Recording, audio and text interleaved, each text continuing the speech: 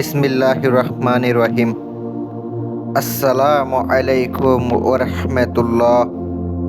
প্রিয় দর্শক, আজকে পরিসাধনার একটি আমল নিয়ে আসলাম। ইয়া আল্লাহ, আল্লাহর সিফাতি নাম ইয়া আল্লাহ। এই একটি নামের উসিলার মাধ্যমে এই নামের গুণে হাজির করতে পারবেন ইনশাআল্লাহ। আল্লাহর নামের কতটা শক্তি, কতটা পাওয়ার, আজকের আমলটি না করলে বুঝতে পারবেন না। যারা হাজির করার উদ্দেশ্যে আজকের আমলটি করবেন, আল্লাহ তাআলার পক্ষ থেকে একটা নুরানি পরি, সুন্দর ফুটফুটি পরি আপনাকে দান করবে। ওই পরি এমনভাবে আপনাকে সাহায্য করবে, আল্লাহ তাআলার পক্ষ থেকে সবই আপনি পাবেন।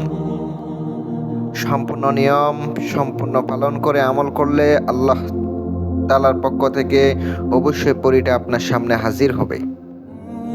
আজকের যে নিয়ম, সম্পূর্ণ নিয়ম যদি পালন করতে পারেন, অবশ্যই আপনার সামনে হাজির হবে ইনশাআল্লাহ।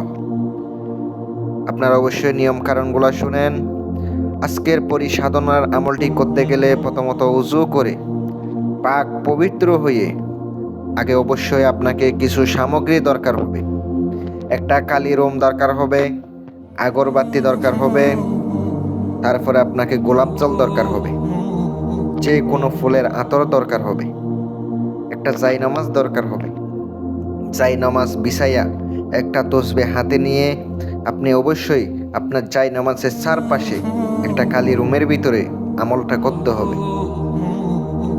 জায়নামাজের চারপাশে আপনাকে গোলাপ জল ছড়াইয়া দিতে হবে, আগরবাতি দুই পাশে জ্বালাইয়া দিতে হবে, দুরুদে ইব্রাহিম পড়তে হবে 11 বার। চাইলে আপনি ছোট দুরুদও পড়তে পারেন, সাল্লাল্লাহু আলাইহি ওয়াসাল্লাম, এটাইও পড়তে পারেন। 11 বার পড়ার পর ইয়া আল্লাহু ইয়া আল্লাহু মাত্র 5000 বার আপনাকে জপ করতে হবে।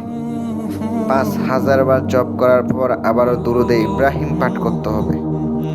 আল্লাহর রহমতে যদি 21 দিন করতে পারেন, ইনশাআল্লাহ অবশ্যই 21 দিনে হাজির হবে। স্ক্রিনে যে নাম্বারটা দেওয়া আছে, আপনারা অবশ্যই কাজ করাই নিতে পারেন।